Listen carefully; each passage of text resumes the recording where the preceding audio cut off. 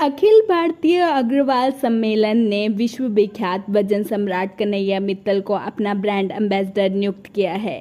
सम्मेलन के चंडीगढ़ के प्रदेश अध्यक्ष आनंद सिंगला एवं महामंत्री प्रदीप बंसल एवं मुख्य सलाहकार जगमोहन गर्ग जी ने मीडिया को बताया कि कन्हैया मित्तल चंडीगढ़ से तपोभूमि आग्रह के लिए पदयात्रा निकाल रहे हैं। इस पदयात्रा का उद्देश्य निष्काम भाव से हारे के सहारे खाटू श्याम जी के और समाजवाद के प्रवर्तक महाराज अग्रसेन जी की तपोभूमि आग्रह के महत्व को जन जन तक पहुंचाना है। मित्तल 3 अगस्त से चंडीगढ़ से यात्रा का शुभारंभ करेंगे और 14 अगस्त को 278 किलोमीटर लंबी पदयात्रा करते हुए पितृभूमि आग्रह में अपनी यात्रा संपन्न करेंगे। मित्तल जी द्वारा देश में पहली बार अग्रवा के लिए पद यात्रा निकाली जा रही है। ये पूरे देश में पहली बार हो रहा है कि कोई भी अग्रवाल समाज का आदमी अग्रवा के लिए पद यात्रा निकाल रहा है। ये बहुत ही एक अद्भुत दृश्य होगा। कम से कम उनके साथ हज़ारों लोग साथ में चलेंगे, पैदल चलेंगे। 13 दिन की ये हमारी पद यात्रा है। 3 तारीख को सुबह चंडीगढ़ से शुरू होकर ये अग्रवा में जाकर 14 तारीख को ख़त्म होगी। उस यात्रा में हमारे भजन सम्राट कन्हैया मित्तल जी के साथ बहुत से अग्रवाल भाइयों और भी बहुत से बंधु पैदल चलेंगे। इसमें हमारे 12 पड़ाव होंगे। तो अलग अलग जगह पर जो पहला पड़ाव होगा, यहाँ से हम सुबह निकलकर पंचकूला के लिए निकलेंगे, पंचकूला पहुँचेंगे। पंचकूला के बाद ये बल्टाना होते हुए पहला पड़ाव डेराबस्सी में होगा। उसके बाद आगे हर डेली सुबह 3 घंटे यात्रा रहेगी, दोपहर में एक पड़ाव होगा, फिर शाम को 3 घंटे यात्रा रहेगी, रात को एक जगह पड़ाव होगा। इस तरह से 12 दिन के पड़ाव अलग अलग है। वो आपको मैं अभी जानकारी देते हैं। हमारे आनंद जी हमारे अध्यक्ष है, अखिल भारतीय अग्रवाल सम्मेलन के अध्यक्ष, वो आपको जानकारी दे देंगे कहाँ कहाँ पड़ाव पहुँचेगा और कहाँ कहाँ रुकेंगे। यात्रा का प्रयोजन एक जनमानस में एक अलग जगाना की अगर एक बहुत ही अच्छा काम है कि अग्रवा को एक पूरे विश्व के पटल पर लेकर आना, ये यात्रा का एक मकसद है। और ये हारा के सहारा फाउंडेशन के द्वारा की जा रही है। कन्हैया मित्तल जी हैं, उसके अध्यक्ष हैं और अखिल भारतीय अग्रवाल सम्मेलन पूरे की पूरी इस यात्रा का देखरेख कर रहा है और उनकी पूरा सहयोग कर रहा है। और भी बहुत सी संस्थाएं हैं जो उसका सहयोग कर रही हैं।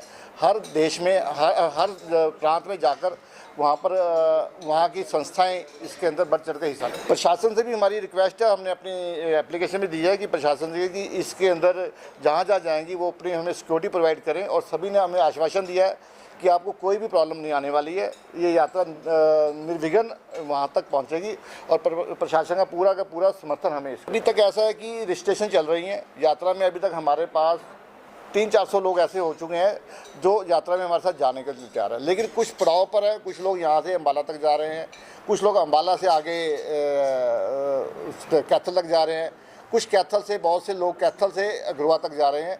इस तरह से हर जगह पर 500-700 लोग हम ये लेकर चल रहे हैं कि 500 से लेकर 700 लोग इसके अंदर पैदल चलेंगे।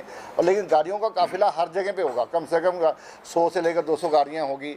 हर एक आदमी इसके अंदर, चाहे वो अमीर है या गरीब है, हर तरह का है, सामाजिक है, तो वो सब बढ़ चढ़ के हिस्सा लेगा। इसके अंदर पूरी की पूरी फैमिलीज होंगी, औरतें भी होंगी, आदमी भी होंगे, बच्चे भी होंगे, बूढ़े भी होंगे। सभी इस यात्रा के साथ हमारे साथ सभी का समर्थन आ रहा है। ऐसा है ना, चलने के लिए हमें बहुत ये नहीं है कि हम सुबह चल के शाम को रुक रहे हैं। सिर्फ 2-2.5 घंटे चलना है। जहाँ भी हम रुकेंगे, जहाँ भी हम जाएंगे, वहाँ पर पूरे के पूरी संस्था के द्वारा वहाँ पर पूरा अरेंजमेंट किया जाएगा, रुकने का भी और खाने पीने का भी। लेकिन कन्हैया जी और उनके साथ जो 5-7 लोग हैं, जो खास लोग हैं, बिल्कुल वो उनका ये है कि वो टेंट में ही रुकेंगे, अपना टेंट लगाएंगे और अपने टेंट में रुकेंगे। किसी जगह भी कन्हैया जी किसी भी होटल में या किसी और बेड पर नहीं सोएंगे।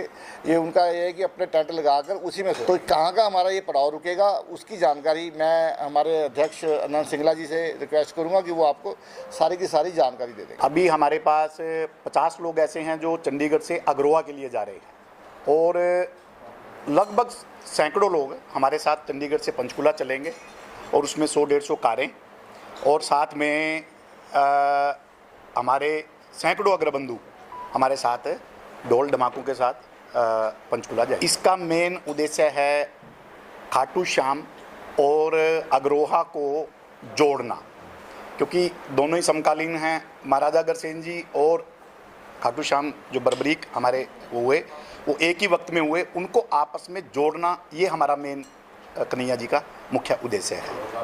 चंडीगढ़ से 3 अगस्त को ये यात्रा सुबह शनिवार को 8 बजे शुरू होगी इसमें 24 पड़ाव रहेंगे। 12 पड़ाव हमारे सुबह के रहेंगे और 12 पड़ाव हमारे शाम के रहेंगे, जिसमें से सुबह के पड़ाव केवल यात्रा में हमारे रेगुलर रहेंगे। रात को नाइट स्टे के लिए हर गांव में कन्हैया जी अपना एक बहुत बढ़िया कार्यक्रम करेंगे और उसमें हज़ारों की संख्या में लोग वहाँ शामिल होंगे, वो अपना कीर्तन भी करेंगे। ये अग्रोहा एक हमारा पूजनीय स्थल है और हमारी पितृभूमि है। उस पितृभूमि को लोगों में जन जागरण पैदा करने के लिए कन्हैया जी ये तपस्या कर रहे हैं और उसमें हज़ारों की संख्या में लोग हमारे साथ जुड़ेंगे। बोल खाटू श्याम बाबा की जय, महाराजा अग्रसेन की जय। इस जो 3 अगस्त से भाई कन्हैया मित्तल द्वारा जो ये पैदल यात्रा अग्रोहा धाम के लिए निकाली जा रही है, अग्रोहा शक्तिपीठ के लिए निकाली जा रही है, इसका मुख्य उद्देश्य है समाज को जोड़ना। समाज कैसे जुड़ेगा, इसमें महाराजा अग्रसेन जी का बहुत ही पुराना संदेश है हमारा कि जो भी व्यक्ति गांव में नया आता था, उनके राज्य में नया आता था, उसको 1 रुपया 1 ईंट दी जाती थी।